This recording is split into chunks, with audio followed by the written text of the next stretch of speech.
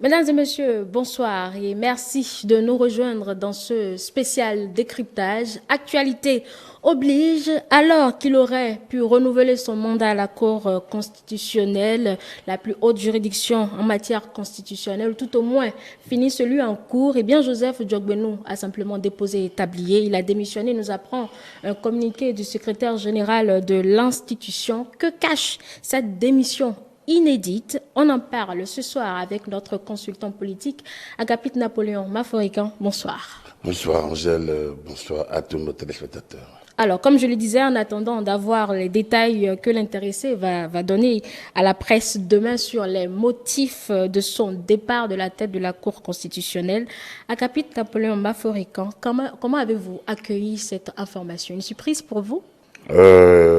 Modéré, une surprise modérée. Néanmoins, il y a le goût de surprise. Il devrait avoir une surprise. Il devrait avoir une surprise, sauf ce qui était. Je suis sûr que la première personne qui l'a appris devrait avoir été surpris aussi. Je l'étais. Dans la mesure où, quand même, ça ne coupe pas les rues. Et regardez un peu dans toute l'histoire de l'Afrique, je ne sais pas s'il y a un président de Cour constitutionnelle, d'une institution aussi importante que la Cour constitutionnelle. Au Bénin, c'est la troisième personnalité, ou tout au plus la quatrième, je ne sais pas, avec le nouveau protocole d'État, avec l'avènement de la vice-présidente, je ne sais pas, mais sinon avant, c'est la troisième personnalité après le président de la République et le président de l'Assemblée nationale. Donc, et c'est un poste de confort, c'est un poste parce que vous avez tous les moyens et des attributs de l'État pour accomplir votre fonction.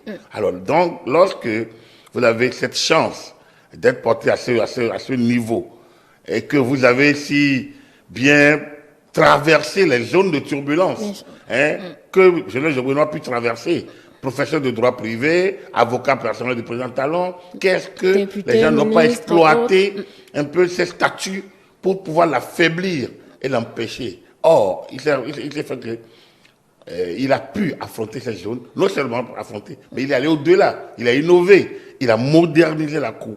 Et lorsqu'on a fait ça, on s'attend beaucoup plus à un renouvellement. Bien sûr. Tout au moins, en tout cas, aller plus loin. Ou attendre la fin de la mission. La fin, lui, il ne fait l'homme de cœur depuis la fonction.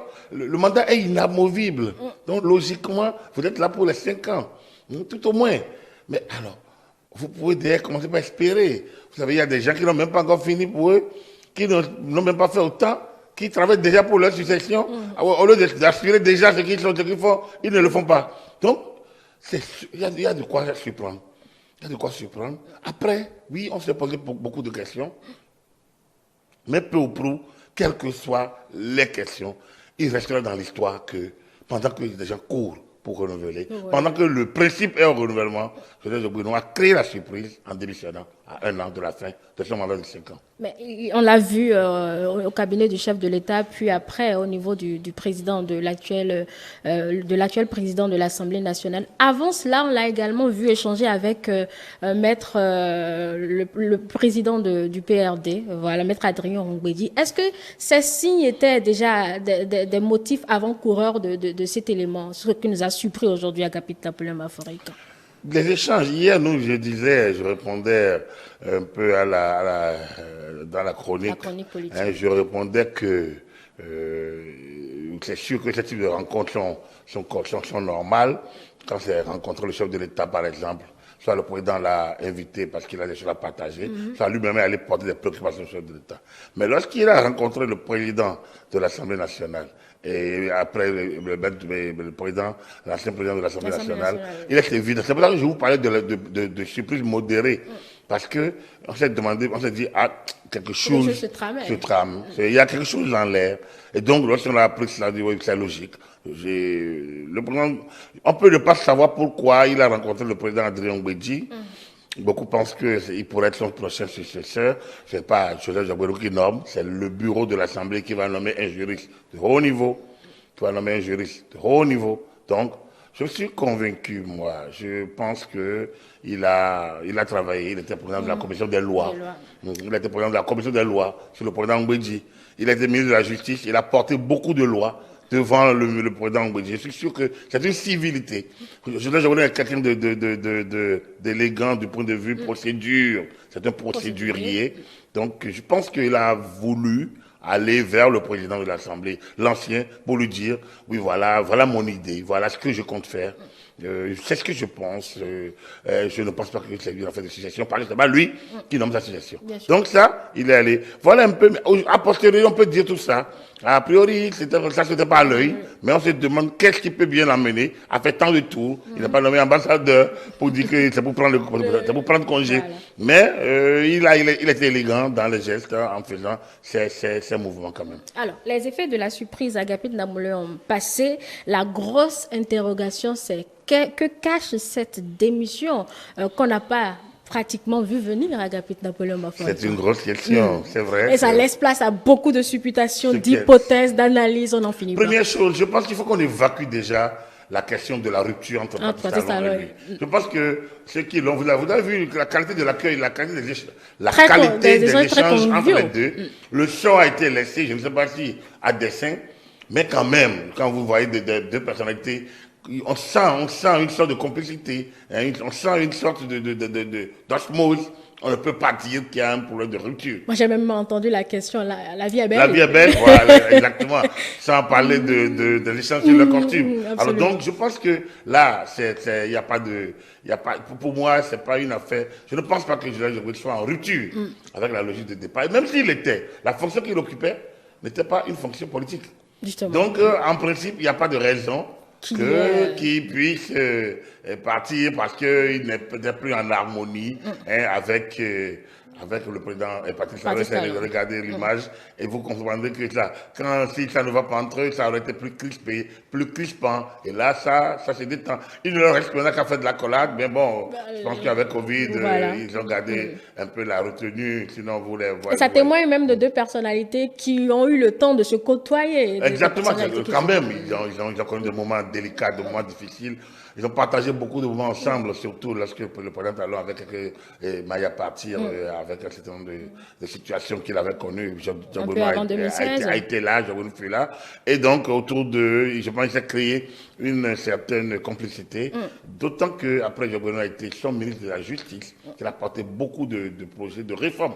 Les réformes les plus délicates, notamment la révision de la Constitution a été portée par Joseph Joboinou. Donc je pense que en tant que juriste, en tant que avocat, professeur de droit, il remplit bien des conditions.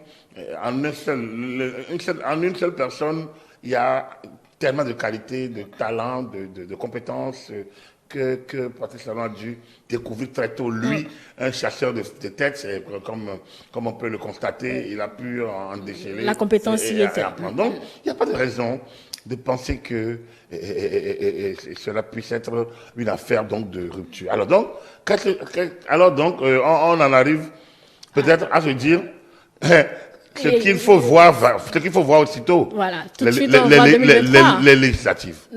Il faut voir l'homme, non du tout. Il faut voir les législatives à venir. Il faut voir les législatives, ça veut dire quoi? Ça veut dire que Joseph Joboinou se sent étroit à la Cour constitutionnelle. Lorsque vous êtes à la Cour constitutionnelle, vous n'êtes plus dans l'action politique. Vous avez obligation aussi de réserve. Oui, l'obligation vous oblige, je vais me répéter, l'obligation vous oblige, vous contraint à rester en réserve de l'action tumultueuse ou bruyante. De l'action bruyante de la politique politicienne. Vous pouvez contribuer de toutes les façons, parce qu'entre vos quatre murs aujourd'hui avec l'Internet, on peut tout faire. Mais vous ne pouvez pas prendre la parole. Et je pense que Joboinou a envie de prendre la parole. En tout cas, c'est ce que je crois. Je pense que ça doit lui avoir manqué. Surtout lorsque vous sentez, vous connaissez l'universitaire, vous connaissez l'homme politique, vous voyez les batailles qu'il a menées, qu'il a portées vers la fin du système Talon, du système Yahi. On a l'impression que quelque chose lui manque. Et que la chose qui lui manque également à la classe politique. Quand je parle d'une classe politique à tonnes, une classe politique apathique. Et c'est forcément lui qui va l'amener à porter cette chose. Je sais que je peux me tromper, mais je pense que son départ de l'Assemblée l'a appauvri. Ordinaire Dati a fait de son mieux, on peut le dire. Mais on sent qu'il y a manqué, il n'y a pas beaucoup de personnes qui arrivent à prendre la parole et à expliquer, à faire de la pédagogie et à assumer, à affronter et à assumer les critiques. Je pense qu'on l'a fait à un niveau donné. Vous avez dit que le Rondel peut faire le printemps. Je pense que quelque part, il a senti un vide dans lequel il a envie de se plonger. Ça, Ou alors, il a envie de revivre les fièvres de l'Assemblée.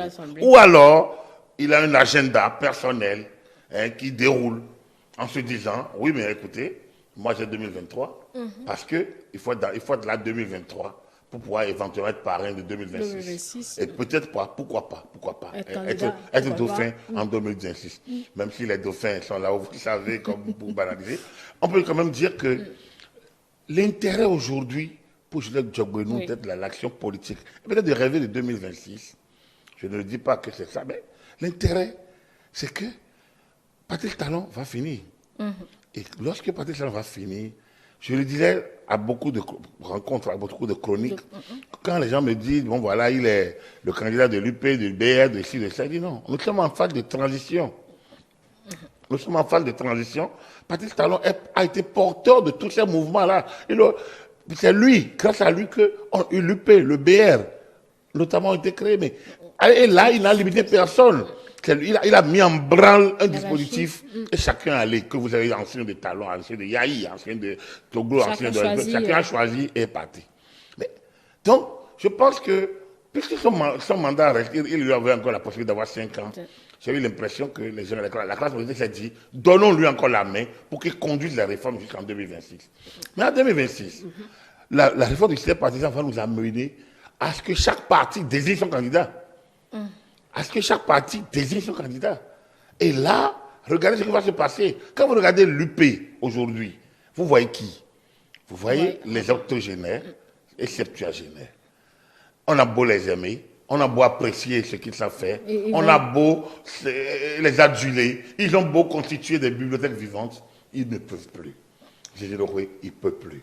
Le patriarche Bruno Amoussou aussi. Non, je ne suis pas touché au patriarche, lui c'est l'octogénaire. Mais quand on prend vous prenez Bruno, vous prenez Jikola Olé, vous prenez Nagbaturène, Kofi Nago, vous les prenez, ils ne peuvent plus. Alors donc, quid de patriarche? Alors, quand vous regardez, après eux, il y a qui? Il y a sans doute des compétences. Pas l'air de Orden. Mais combien de Orden vous pouvez citer dans le parti? Regardez. Vous risquez de faire des jaloux là. Non, je ne fais aucun jaloux. Il y a le jeune ministre Osvaldo Meki, il y a également... Oui, je parle de ceux qui sont dans l'action militante. Eux, ils sont en mission au gouvernement. Absolument. Sans doute, quand ils vont sortir, ils auront. Mais combien? Je voulais dire qu'on ne comptera pas plus de 10, même en incluant ceux qui sont en mission au gouvernement. 20, 30, mais il faut du monde pour faire une compétition. Ce n'est pas un ou deux. Donc j'ai l'impression que Joseph Djogbenou a envie de jouer d'aller à la compétition, de faire passer sa voix. Voilà un peu, moi, l'analyse qu'il fait aujourd'hui, en attendant peut-être sa démission de 2020, les indications que lui-même peut être apporté à donner après la passation du service. J'espère qu'il permettra Justement, est-ce qu'il va l'aborder dans ce sens clairement pour qu'on voit un peu la destination? Est-ce qu'il va répondre aux médias? Est-ce qu'il ne va pas répondre aux médias? Mais il appartient quand même qu'il réponde. Puis de toute façon, il va devoir répondre. S'il ne répond pas, on va suppléter. Et si on suppléte, c'est pas toujours bon pour son image. Donc c'est une évidence qu'il a envie de jouer dans la classe politique.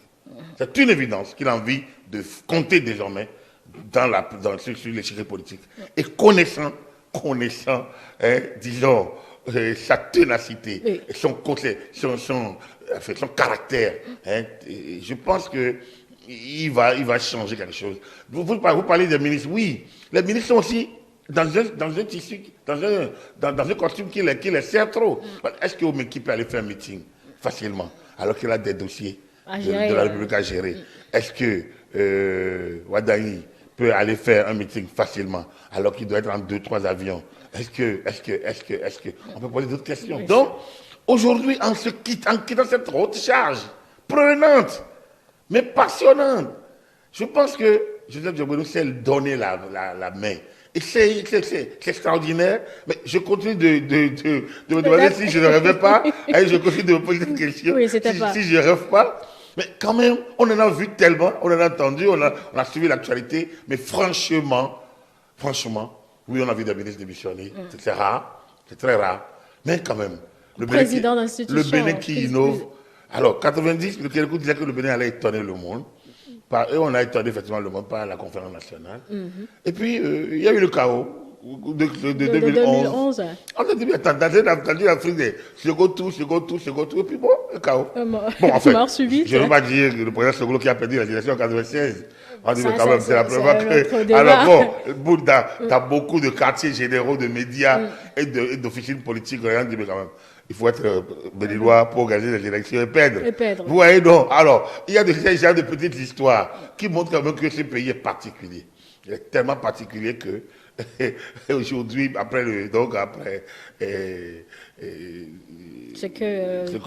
ce que le Bénin fait, Convent national qui a étonné le monde. Donc on a quitté un régime de parti unique, on est allé dans la démocratie sans effusion, sans révolution particulière de rue. On est passé, un ancien président qui était en mesure de se remettre, a vu toutes les institutions pratiquement debout, devant contre lui, et l'ont tranquillement déposé à la fin de son mandat.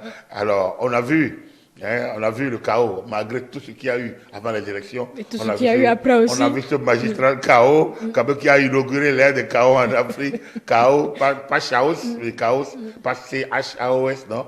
Mais K-O, K.O. Voilà. Alors donc, aujourd'hui, on voit un président de l'institution, de la Cour constitutionnelle, démissionnaire. Alors que beaucoup auraient souhaité rêver, beaucoup auraient rêvé, beaucoup auraient rempli, beaucoup auraient tout fait pour remplir. Mais c'est fait avec maestria, Agapit Napoléon Bafouika, parce que nous sommes là à 5 mois des législatives, un agenda parfait, on va dire. Oui, c'est ce qui m'a montré. Enfin, humblement et particulièrement, c'est un peu là que. Peut-être que c'est trop facile, c'est trop simpliste, mais c'est pour ça. Peut-être qu'il a d'autres raisons. Il va falloir qu'on lui. Mais n'oubliez pas, nous avons sur un terrain qui, juste là, sont des terrains de supputation. Absolument. Il y a encore rien d'officiel. Mais vous comprenez que lorsque ça arrive comme ça, comme vous le dites bien, à 5 mois des législatives, on se demande, mais qu'est-ce qui peut bien le pousser à 1 an de la fin de son mandat à ne pas attendre. Donc, la première chose qu'on me dit, c'est qu'il est en rupture avec le patron. Mais le patron n'est pas son patron. Le président de la République, en dehors du fait qu'il est le chef de l'État, chef du gouvernement, n'est pas le président de la Cour constitutionnelle. Et donc, il ne peut même pas démettre le président de la Cour constitutionnelle. Et donc, ne l'a même pas nommé président de la Cour constitutionnelle, il a été élu par ses pairs. Alors donc, on ne peut pas dire, parce qu'il est, qu'il serait donc en délicatesse avec le chef de l'État, avec les options du président Talon, avec ci ou avec ça. Donc, vous voyez, lorsqu'on a évacué celui-là, on ne peut que... Alors, il n'a pas un problème de santé, il paraît fringant, quand vous le voyez. Très frais. Alors, un peu plus dans mon point. D'accord, mais imaginez que nous partageons le même âge, presque. Mais oui, avec absolument. 2 mois de différence, je vous dis. Mais regardez-le, il garde une belle ligne. Donc, alors, on ne peut pas dire qu'il a un problème de santé. Enfin, de manière apparente, de toute façon, on ne voit pas. Alors, qu'est-ce qu'il peut? Il ne reste que alors, à moins qu'il veut aller au monastère pour s'adonner au silence et faire des lectures en retard.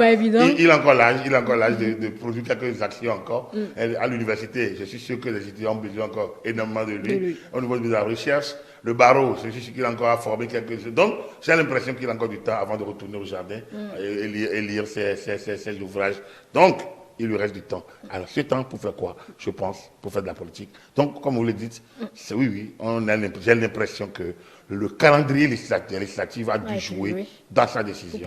Et on verra bien ce qui va se passer très bientôt. Alors, les législatives, vous l'avez dit, Agapit Napoléon Bafouika, mais il y a eu beaucoup de réactions aujourd'hui sur les réseaux sociaux, notamment ces décisions qui ont été prises, qui ont un peu chamboulé l'atmosphère politique. Je veux parler en l'occurrence de ceux dont vous savez, le certificat de conformité qui l'a rendu un chouïa un peu populaire à Agapit Napoléon Bafouika.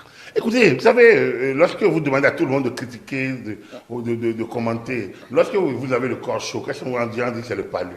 Mais on n'oublie pas que vous pouvez avoir une carie qui a déteint sur votre les maux de tête et qui vous donne une infection banale. Une infection, exactement, et beaucoup de choses. Quand tout le monde critique un entraîneur de football, est-ce qu'ils connaissent toutes les stratégies? Je pense que, en réalité, c'est logique, c'est normal. Et dans quelques mois, les gars auront oublié. Quand une action magistrale, un projet de loi particulier, disons, quand Joseph Jobono sur la scène politique aurait démontré d'autres talents, d'autres qualités, les gens auraient oublié. Les gens ont oublié avec le projet de loi, le 39+1. Absolument. Énormément. On a oublié avec Robert Dessous le chaos, le proclamé la nuit. Alors tout ça là, on le leur avait reproché. Là, on donc, le leur a concédé. Sérieusement, les gens sont assez amnésiques parce qu'ils sont trop péremptoires. Et comme ils fabriquent eux-mêmes leurs propres idées, et puis ils vous jugent facilement, ils oublient facilement qu'ils vous ont jugé. Alors, mais lorsque vous parlez de certificat de conformité, oui. Moi je dis que le débat ne se fait pas. C'est parce que nous n'avons pas d'élite qui fait le débat. Si on avait des élites qui font le débat, on saura que cette affaire de certificat de conformité n'était qu'une évidence. Et comme je l'ai dit sur plusieurs plateaux, la Cour constitutionnelle de Jogbouénou, sur ce volet, a péché par excès de prudence. En fait, ils ont été trop ouverts. Ils ont voulu être trop pédagogiques. Voilà. Pas excès de pédagogie. Pas excès de pédagogie parce qu'ils auraient dû laisser les gens se débrouiller pour montrer qu'ils sont un parti politique. Et qui est satisfait aux exigences de la nouvelle charte des partis. Donc, il aurait pu les laisser. Je m'amuse toujours à dire, lorsqu'on dit, mais il faut, pour concourir, il faut être béninois, il faut être de bonne moralité. On n'a pas besoin de vous dire que vous devez mettre un certificat de nationalité, un casier judiciaire. Pour moi, ça va être histoire. Mais d'ailleurs, je ne cache rien, mais moi j'ai gagné un appel à candidature sur ça, du point de vue, lorsqu'il fallait postuler pour une fonction, j'ai déposé. Et bon, certains ont été éliminés parce qu'ils n'ont pas déposé ces papiers-là. Lorsqu'on élimine des critères, 5 critères, 1, être béninois, 2, être de bonne moralité, 3, avoir tel diplôme, on vous dit, il suffit de dire déposer dossier. On n'a plus besoin de mettre les dossiers à fournir. D'autant que vous devez satisfaire chaque exigence, pas une pièce. Alors, lorsqu'on dit que pour aller aux législatives, il faut que ce soit des partis politiques, et non des alliances de partis politiques, qu'il faut satisfaire aux exigences de la nouvelle loi. Donc, lorsqu'on a donné 6 mois aux partis politiques anciens de se conformer à jour par rapport à la nouvelle loi, les gens doivent savoir que s'ils veulent aller aux législatives, les 6 mois-là ne comptent pas. Dans la mesure où, pour aller aux législatives, c'est la satisfaction aux exigences de la nouvelle charte qui devrait être l'exigence. Alors, s'ils le savaient, c'est pour ça que les gens n'analysent pas. Ils peuvent vous juger. Ils vous font responsable de leur incohérence, incompétence, incapacité à raisonner, à utiliser cette cellule grise que Dieu a donnée à tout le monde et qui devrait aider chacun à aller au-delà du naturel, à aller au-delà de l'instinctif. Nous sommes trop péremptoires dans le jugement des autres. Donc, et émotif aussi, merci. Donc, c'est là tout le problème. Alors, ils vont lui dire que bon voilà, il a rendu que des décisions favorables à Patrice Talon. Mais est-ce que Patrice Talon, dans 4 ans, est un individu où est la République? Aujourd'hui, il incarne la République. Mais quelle est la décision qu'on a rendue, la Cour constitutionnelle a rendue, et qui a facilité la vie à l'individu Patrice Talon, en griffe? Quelle est la décision rendue par la Cour constitutionnelle au profit de l'individu? Je m'excuse encore, de l'individu. De M. Patrice Talon et non de... Non, de l'individu. Je préfère montrer la particularité de la personnalité. Donc je ne vois pas, je ne prends pas la personnalité, je prends l'individu, en son sens vraiment strict. Alors, il n'y en a pas. Par contre, les décisions qui satisfont aux options incarnées par la personnalité, Patrice Talon, président de la République, qui a porté une vision à son élection, vision dans laquelle Jonas Jogbouénou s'est retrouvé. Et dès lors que les mesures prises sont dans une certaine logique de cohérence, moi je ne vois pas que c'est peu ou prou. Si vous êtes devant 2 voies et un carrefour où il n'y a que 2 accès, et vous devez continuer, on vous dit faire un choix. Mais tu es obligé de faire un choix, tu ne vas pas faire marche arrière. Donc, dans un ou dans un autre, il y a un choix qui est fait. Moi, je ne vois pas où est le problème. Donc, quel que soit là où vous irez, on va vous critiquer. L'histoire du quête de singe, non pas du singe, du cheval, du vieillard, du jeune homme, devrait quand même vous motiver. Ils ont le singe, ils ont le cheval, il y a le vieillard, il y a le jeune homme. Lorsque vous tirez le cheval, vous les deux, on dit mais que vous êtes bête, comment vous pouvez avoir le cheval et le tirer? Lorsque le jeune monte sur le cheval, on va dire mais comment? Lui, il reste respectueux. Comment il peut laisser le vieux marcher et lui jeune? Et quand c'est le vieux qui monte, on va dire qu'il est totalement bizarre, ce vieux. Il ne sait pas que le petit a les jambes frêles. Si les deux montent sur le cheval, ils veulent tuer le cheval. Voilà. Donc, vous comprenez que, quelle que soit l'action, quelles que soient les décisions, qui seront que tout juge, dans un litige, quand il prend une décision, c'est toujours en défaveur de quelqu'un. puisque quelqu'un perd, quelqu'un gagne. Absolument. Alors donc, c'est la règle du jeu. Quand on fait le point des décisions de la Cour constitutionnelle sous Patrick, sous le procès Job Benou, j'espère que nous qui avons touché un peu au droit, on devrait être un peu plus exigeants et montrer à l'opinion. Moi, ce qui me désole un peu, c'est que l'université ne joue pas son rôle en la matière. Et l'université devrait de temps en temps produire des éléments d'analyse. Sur la fonction sur certaines décisions. Et surtout sur ce qui constitue les avancées en la matière. Et normalement, la justice constitutionnelle au Bénin, franchement, les 5 années de Joseph Jogbeno, désolé, c'est les 4 années. Les 4 années à la tête de cette institution ont été très, très, très évolutives par rapport à la modernisation de l'institution. Dans les locaux, même, on l'appelle le réformateur, je pense. Voilà. Déjà, il a démythifié la décision. Il a démythifié le mot. Avant, les gens s'enfermaient, ils prenaient des décisions. Aujourd'hui, tout le monde est y allé. Mais regardez, tout le monde, on plaide. Les gens passent, ils défendent leur... Donc, ces auditions... Je me rappelle même par exemple de celle de l'ancien honorable Vodonou Désiré. Ou quand vous voyez un ordre là-dedans, y aller pour répondre. Alors, vous voyez tout ça, mais c'est quand même magistral, c'est beaucoup, c'est pathétique. Nous qui avons vu la Cour constitutionnelle naître, qui avons salué les premières décisions, mais vous voyez, il y a eu un article de Charles Tokor sur la Cour constitutionnelle lors de la délibération de la présidentielle de 2001. Mais si vous lisez, vous allez voir tout ce que, en tant que journaliste, on vivait en les regardant. C'est que Charles Tokor écrivait qu'ils se prenaient comme des surhommes. Et c'est l'être suprême, je vais dire. Voilà, donc c'est pas que vous les voyez habillés, voilà, ils sortent comme si. Mais le procès de Jogbeno a ouvert le jeu. Sans banaliser l'institution. Au contraire, ça a rehaussé l'image de l'institution. Il a célébré ses prédécesseurs. Il a célébré ses prédécesseurs. Oui, absolument. Il a modernisé la maison. Il a transformé la maison. Il a mis du goût. Je pense que ceux qui veulent travailler, ceux qui veulent juger par pièce, peuvent avoir à regarder un peu cette ère-là en disant, c'est sûr, il a fait du bon. Maintenant, aucune œuvre n'est parfaite. Il est évident qu'il doit avoir plein d'autres choses qu'il n'a pas pu réussir. Ce n'est quand même que 4 ans. Il a beau faire un demi-siècle, il ne peut jamais être parfait en tout lieu. Mais on dit, avec le temps et le recul, beaucoup verront quand même la qualité du travail que l'équipe de la 8e mandature, je pense, sous la 6e, je pense. Peut-être mandature, la 6e mandature, sous la houlette du professeur Jogbeno, c'est pas lui seul, c'est une équipe. Il y a le vice-président Amounda, et puis il y a tous les autres conseillers, la présidente Giloroy et autres, de Dravo et autres. Donc, on peut constater, contrairement à ce que beaucoup ont cru, on lui a fait le procès de ne pas être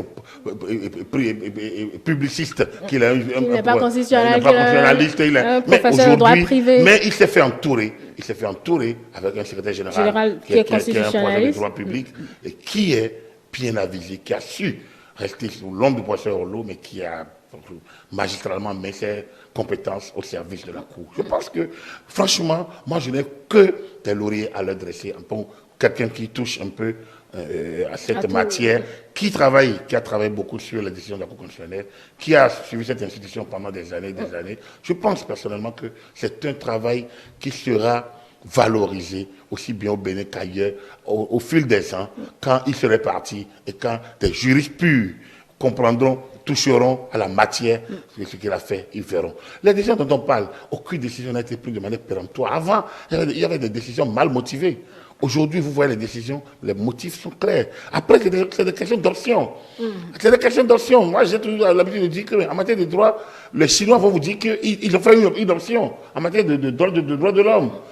Cuba fait une option en matière de droits de l'homme. Les Allemands, les Européens, l'Europe occidentale fait une option en matière de droits de l'homme.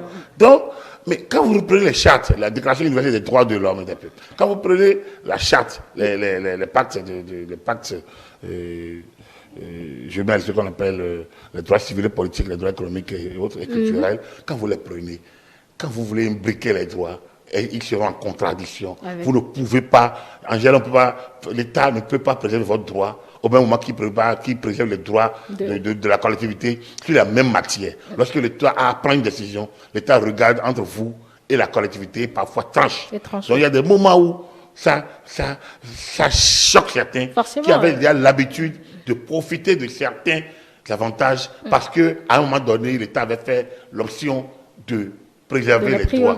En 90, le principe était les droits individuels. Parce qu'on avait l'impression que le régime du PRPB avait donné de la valeur, avait donné une priorité un peu trop excessive aux droits collectifs, au nom de l'État suprême, au nom de l'État régentant tout, de l'État omniprésent. Presque providence. Voilà. Aujourd'hui, donc, on a ouvert un peu en disant il faut que l'individu soit particularité, le capital humain, l'homme, ça a sa valeur intrinsèque. Et donc, notre constitution a repris ces choses-là. Mais 30 années après, on s'est rendu compte qu'à force de prioriser l'individu, nous l'affaiblissons l'État et l'autorité de l'État étant en terre, on ne produit plus, on ne travaille plus, on ne crée plus la richesse et on veut profiter de l'État tous. On vole l'État à coup de compromission, on ment l'État et on ne sert plus réellement la cause de l'État. Donc, sans changer les donnes, la Cour constitutionnelle qui a ce pouvoir et dont les précédentes mandatures ont utilisé ont exploité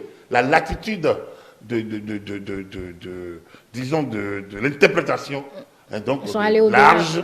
Donc la Cour a utilisé ces moyens pour avancer. Mais, donc, ceux qui parlent de la Cour ne savent pas de quoi ils parlent. Et les juristes qui doivent en parler, ils sont parfois trop mouillés, trop estampillés, trop colorés pour en parler.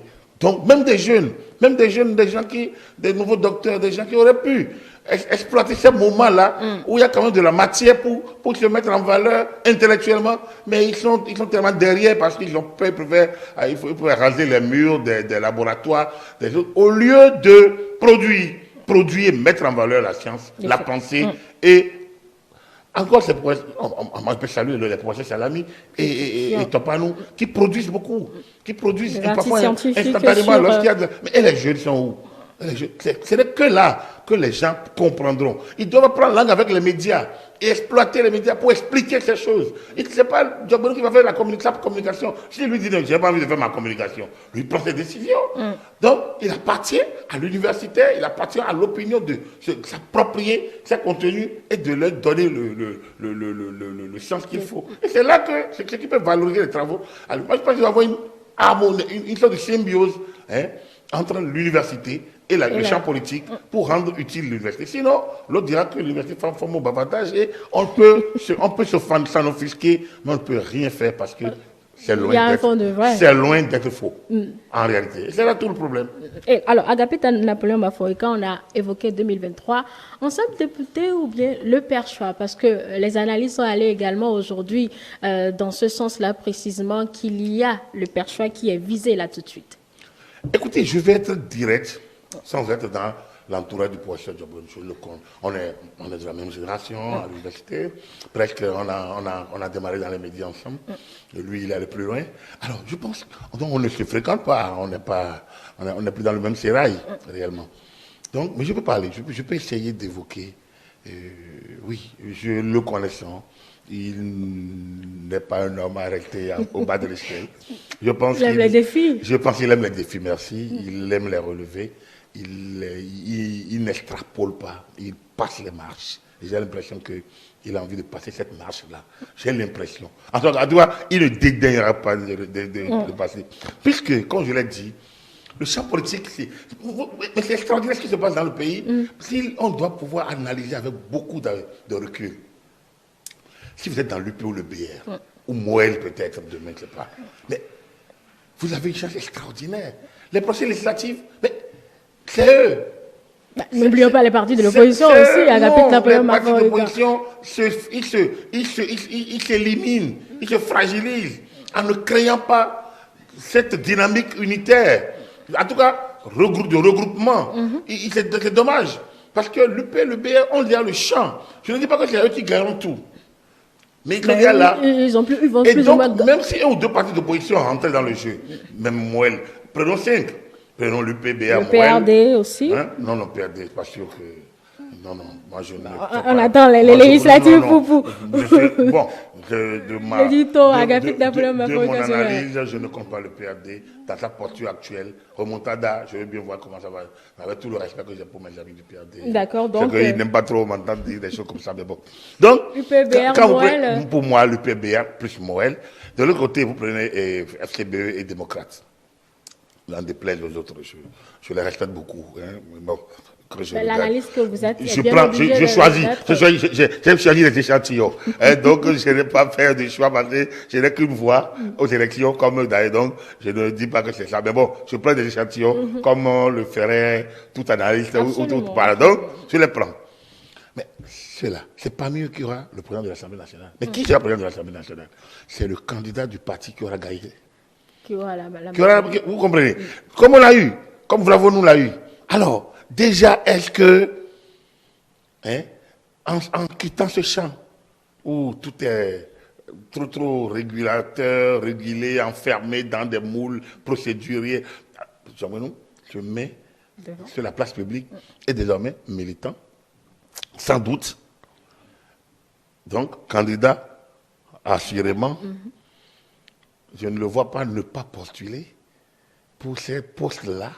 Si demain l'UP devenait le parti majoritaire, il l'est déjà aux législatives de 2019, il l'est déjà aux élections communales. Alors, il a le champ d'administration des communes. Quand vous avez ça et vous maintenez votre dynamique, il n'y a pas de raison qu'il ne le fût pas en 2023. Donc, moi, je fais que des analyses. Donc ceux qui se trémolissent dans leur lit ou dans leur chaise et se gratter en pestant, non, ils peuvent se calmer parce que ce ne sont que des analyses. On peut dire, bon, des spéculations d'analyse, d'accord. Mais le problème est simple. UP gagnant, Tchouabouinou, est un candidat de taille face à Vlavonou. Alors, lorsque vous analysez politiquement, vous analysez la carrure des deux, Vlavonou, c'est un très bon père, un gentil papa. Parfois, il sait être poignant. Mais dans le cas des prochaines échéances, je suis sûr que l'UP va réfléchir entre les deux et fera sans doute un choix. Alors, c'est moi qui parle. Je ne dis que ce n'est pas mathématique que je dis. Mais donc, déjà, père choix, oui, moi-même, j'imagine. J'imagine à moins que il a été président de la commission des lois. Bon, à défaut d'être président, il pourrait être à l'autre. Il reprend ce qu'il a laissé simplement. Non, je ne le vois pas reprendre là. Moi, je pense qu'il doit pouvoir viser un peu plus haut. Donc, voilà. Mais comme je vous l'ai dit, je ne vois pas. Là, ce n'est qu'un tremplin. Enfin, ce n'est qu'un transit, à mon humble avis, ce n'est qu'un transit vers la destination 2026. J'ai l'impression que, même si ce n'est pas pour aller combattre Louis Vlavonou à l'Assemblée nationale, je pense que c'est pour se mettre en ordre de bataille dans le cadre donc, de le remplacement de Patrice Talon en 2026. J'ai l'impression, là au moins, j'en discuterai avec toute personne dispo. Mais, vous savez, on est en 2022, on peut dire n'importe quoi. Vous savez, nos agendas ne nous appartiennent pas. On a envie de dire l'homme propose, Dieu dispose. Mais il n'est pas interdit de proposer. Sinon, si vous restez en disant que bon, rien ne dépend de moi, prendrez aucune décision à votre place. Puisque vous êtes dans l'inaction. Aide-toi et le ciel t'aidera. Donc, si tu ne bouges pas. Donc, c'est au nom de cette logique que moi, j'estime que Julien Diogounou a tracé sa ligne sur 2026. Ensuite, dans le premier cap, c'est les législatives prochaines. Ensuite, c'est l'Assemblée nationale. Il jouera. Si c'est le père choix, on verra bien. Je pense, je compte, j'imagine que ça va être franchement sa destination prochaine. Sauf la politique a ses secrets qu'aucun analyste ne peut percer particulièrement. Mais on peut toujours analyser, c'est là où c'est le charme qu'il y a dans cette affaire. On peut au moins analyser d'abord et après on verra la suite. Et dans ce cercle très fermé, Agapit Napoléon Mafoïka, on cite quand même un certain ministre des Finances, ministre d'État, Jacques Benou, devant Romuald Wadaï. Ça va être serré, Agapit Napoléon Mafoïka, quand vous parlez de Dauphin pour 2026. Vous voyez que j'ai sauté sur l'occasion quand vous parliez de Omeki, en parlant en même temps de Wadaï. Voilà, donc il doit avoir un champ, un champ sur lequel il faut choisir. Je pense que tous ces noms sont autant valables. Pourquoi vous ne voyez pas Madame la ministre de la microfinance. Par exemple, vous ne la voyez pas. Elle a de la poigne, elle est sur le terrain, elle est convaincante. Mais donc, je vois quand même aussi un certain ABT, si entre-temps, le critère d'âge... Rien que là, on était dans l'UP.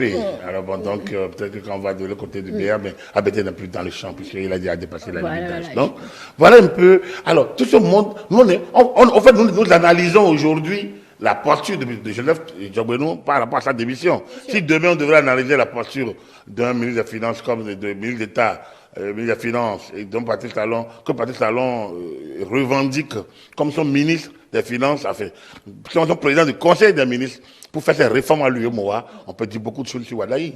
Et lorsqu'on va chez Omeki, on peut dire beaucoup de choses. Lorsqu'on va chez Mewanou, on peut dire. Donc, il y a assez de. Au fait, il y a un champ qui est là, et il y a un vivier. Et c'est ça que j'ai expliqué au départ en disant Diogbeno a envie d'être dedans, d'être dans le jeu, d'être sur la scène, de ne pas se laisser compter, parce que, sans doute, il vise aussi la compétition. Ça, c'est exactement cela. Il n'y a pas, c'est pas un dauphin déjà choisi qui est, je ne connais pas. Est-ce que Patrice Talon a double tout ce qu'il fait? Il ne pouvait pas démissionner aussi sans, c'est ce qu'on lit, sans non, il ne peut pas démissionner sans, non, il ne peut pas démissionner. Il peut bien démissionner sans sans le hockey formel. Mais il peut expliquer à Patrice Talon. Patrice Talon, pour ceux qui l'approchent, mais elle est tout sauf quelqu'un qui régente votre vie. C'est vous qui tracez votre chemin. Et lui, là, c'est logique, là, c'est objectif. Si vous rentrez dedans, il vous confie, il vous fait confier sa confiance. Mais pour peu que des amis qui le côtoient, moi, je ne connais pas trop. Mais j'estime que il peut. C'est sûr qu'ils ont dû en discuter. Mais je ne pense pas que Patrice Talon ait pu dire à Joseph Diogbeno, tu es le dauphin. Je ne pense pas. Aucun chef ne fait ça. On est trop loin. On est encore trop loin de 2026 pour qu'on parle de dauphinat. Donc, mais je pense qu'il a analysé, sans doute, ils ont dû analyser la situation. Et qu'il est évident que les noms que vous citez là, comme au gouvernement, comme Diogbeno, n'étant pas sur la scène politique au quotidien, la classe politique fait preuve d'une atonicité notoire et désespérante qui fait que ça ne vit pas, ça ne chèque pas, c'est moche. Peut-être que vous le présentez, c'est tout comme si Joseph Diogbeno viendra je n'ai pas dit que lui, je dis il y a beaucoup de dont vous l'avez oui, vous l'avez dit. Oui. Il y a ceux qui sont là, bougent pas, disons la vérité, ils ne donnent pas la preuve, ils ne vivent. On a l'impression que, bon alors vous allez voir, en dehors des septuagénaires, octogénaires, qui en ont donné, qui donnent la preuve partout. Et là encore, vous voyez qui voient les en fait, combien parmi eux sortent? Ne parle pas de Christelle, elle est l'administration, elle est très, très, très occupée. Par ailleurs, et en citant les braves personnes qui débattent, je peux bien la citer également. Donc, je pense qu'il y en a qui travaillent. C'est pas que je vous l'ai dit, nous analysons Diogbeno aujourd'hui parce qu'il y a une actualité sur lui. Absolument. Si demain c'est une autre personne, on va discuter un peu son environnement. Donc, il n'est pas dit que demain c'est lui. Non, mais il a un champ ouvert. Il a des potentialités certaines, un champ ouvert et donc des possibilités qu'il a envie donc d'explorer et pourquoi pas tenter faire le coup d'essai qui pourrait bien être le coup de maître. Et qui pourrait le lui reprocher. Alors, Agapit Tapolom Baforica, on va finir sur cette dernière question qui pourra peut-être encore nous prendre du temps. Qui pour remplacer Joseph Diogbeno à la tête de la Cour constitutionnelle? Un juriste de haut niveau désigné par le bureau de l'Assemblée nationale. Oui, il y en a, je peux vous en citer 10 là tout de suite, Agapit Tapolom. Donc vous comprenez qu'on ne peut pas dire qui va le remplacer. Moi, je suis pas dans le secret de Dieu. Les gens parlent, il y a tellement vu, j'ai lu Adrien Gwedji, j'ai lu beaucoup. Non, pour moi, je ne vois pas. J'ai lu aussi un certain Vitok Tokwanou dans les réseaux sociaux. Oui, j'évite. Avant, nous nous amusions quand j'étais un peu plus jeune, des rédacteurs en chef d'épée matinale. Nous nous amusions à supputer. Aujourd'hui, avec l'expérience, je me dis, tant qu'il n'y a pas de fuite, face à organiser, je n'ai pas de nom parce que tout le monde est pour. Tout le monde peut. Comme vous l'avez dit, lorsqu'on dit juriste de haut niveau, lorsqu'on le dit, désigné par le bureau de l'Assemblée nationale, qui a la main aujourd'hui, c'est Louis Vlavonou et son équipe, et qui a la main, c'est sans doute, si c'est dans l'officine UP, parce que c'est eux qui sont majoritaires à l'Assemblée nationale. Donc, si j'analyse, si on ne prend pas quelqu'un de totalement en dehors du champ politique, je suis sûr que ce sera quelqu'un d'apparenté UP. Et là, donc, vous regardez, vous pourrez peut-être essayer de commencer par cocher, mais il y a plein qui ne sont pas affichés politiquement, qui sont peut-être proches ici ou là. Le prochain sera désigné par le bureau de l'Assemblée nationale. et parmi les juristes de haut De niveau. haut niveau. Voilà. C'est ce que le texte dit. De toutes les façons, le bureau de l'Assemblée nationale a 2 mois pour pouvoir désigner ce conseiller, ce nouveau conseiller de la Cour constitutionnelle. À dire que ce conseiller peut ne pas être le prochain président. Absolument, Parce puisque que ce sont c'est les une conseillers élection. qui élisent Voilà, le exactement. président. Donc, c'est pas le président qui sera désigné, c'est plutôt le Le conseiller. conseiller Le conseiller. qui remplace le conseiller Joseph Jogbenou. Et après, je ne sais pas si ils attendront ce conseiller pour élire leur bureau, ou bien alors ils sont 6, ils ont le quorum largement à terre pour élire le président. De toute façon, en attendant, eh bien, le vice-président assure Amounda, l'intérim. Voilà, assure l'intérim pendant les 2 mois, en attendant que l'Assemblée nationale désigne le prochain conseiller qui va remplacer Joseph Jogbenou. Alors, Agapit Napoléon Mafoukan, je pense qu'on a fait le tour sur cette question. Je ne sais pas si vous avez quelque chose à dire avant qu'on le parte. Oui, il y a peut-être qu'on n'a pas dit. Et si tout ça ne marche pas? Ah, ça, Voilà. c'est une autre question. Voilà, Si tout ça ne marche je vous ai dit, c'est un agenda. Et si tout ça ne marche pas, on dira, il aura tenté. simplement. Parce qu'il est le seul à savoir ce qu'il veut. Joseph Jogbenou. De toute façon, il est le seul à savoir. Donc, il nous dira ce qu'il a envie de nous dire. Mais il est le seul, vraiment le seul à savoir pourquoi il a agi de cette manière. Il est le seul maître de son agenda. Il n'y a que Dieu pour être le modérateur. Ou lors de pour gérer l'ordonnancement. Alors, si ça ne marche pas, moi je dis, il aurait tenté. Dans la vie, il faut savoir prendre des risques. Il faut savoir assumer son destin. Et moi, j'ai l'impression que lui, il assume le sien avec avec maestria, comme vous l'avez dit. Je vous reprends l'expression. Il assume le sien avec maestria. Après, le reste appartient à Dieu. Et je suis sûr que lui-même, il se dira, j'aurais fait le bon combat. Après le reste, ne m'appartient plus, ça appartient à Dieu. Et il aurait mis, je vais dire son nom dans l'histoire, puisque c'est inédit comme on l'a dit. Exactement. Dans l'histoire de toute l'Afrique, je ne sais pas si je vais ajouter tout le monde, dans le premier président de la Cour constitutionnelle a démissionné avant la fin de son mandat sans raison officielle particulière. Voilà, enfin, peut-être que les prochains jours, peut-être que on sera démenti, mais c'est comme vous l'avez dit, il entre dans l'histoire du pays. Voilà, quoi qu'ils disent, demain après-midi, lors de cette conférence de presse, eh bien, chers téléspectateurs, nous vous ferons le devoir de vous le faire écouter, le faire voir également à travers nos écrans. Avec un plateau spécial qui va décrypter tout ça demain soir, voilà, un peu pour la suite. C'est une grosse actualité qui mérite d'être quand même traitée. Comme il se doit. Et prenez déjà donc le rendez-vous. Ainsi se referme ce spécial décryptage sur cette démission du désormais ex-président de la Cour constitutionnelle. Mesdames et messieurs, merci de nous avoir suivis et passez une très belle soirée.